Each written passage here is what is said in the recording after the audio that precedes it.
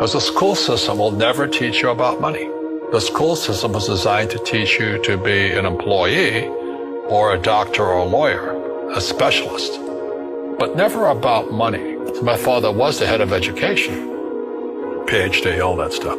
I go home and ask him, I said, why don't we learn about money in school? And he looked at me and says, because the government doesn't let us teach that subject. The government tells us what we can teach and what we can't teach. And I thought that was strange. And I said, but aren't we going to school to learn about money? He says, no, your job is to get a job. Poverty is passed on. It's taught in your families. And middle class is taught in families. And so the people right now who are sitting at home, who are struggling financially or worried about money or unhappy, they may be making a lot of money, but unhappy with what they're doing, it was probably taught to you. You know, your superego was taught, get a job, work hard, or you'll never be rich, or the rich are evil, or whatever. If you're poor, you'll always be poor. Money will disappear that fast. Just like most pro athletes, you know, they make millions of dollars, and but 65% are bankrupt 5 years later. It's because they come from poor families.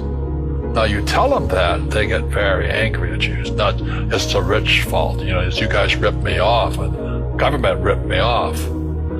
But unfortunately, what Mr. Lipton was saying, it's passed down genetically. The moment I pay you, you think like an employee. Entrepreneurs work for free. You see, people say, well, why don't you give the poor money?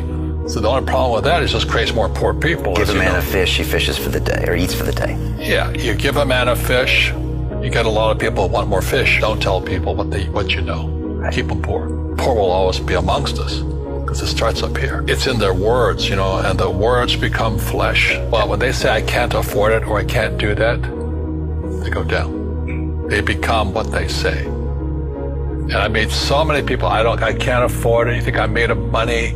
Poor people say, I can't afford it, I can't do that, I don't have time. Because it's an escape. It's an escape. You know what I mean? It's easy to say, I can't afford it. Oh, I'm too tired. Oh, I can't go to the gym. You know, when you could go to the gym. Your rich dad used to say what?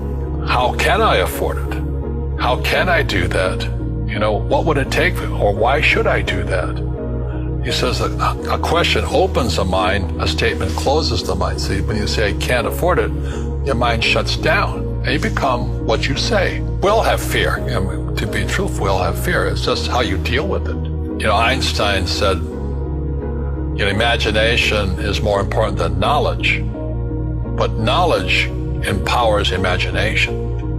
And what most people lack is real business knowledge, like accounting. You know, like debt, like taxes. You got to know that stuff, but they don't teach it in school to anybody. People who are afraid of making mistakes like they teach in school, they don't ever grow. Because spirituality is there's good and there's bad, there's right and there's wrong, there's up and there's down. Most people only want to be right. They only want to be positive. Well, you can't have that. That's not reality. Every time I failed, it was like, good. I said, okay, what have I learned? And the average person, the reason they're poor is they haven't failed. You know, they play it so safe. They haven't made any mistakes like they're taught in school. That means they don't learn anything. That's why the school system's actually fundamentally corrupt. It's anti-education. And I think what most people do is they let their parents or their friends talk them out of life. So afraid of failing. But failing is how we succeed.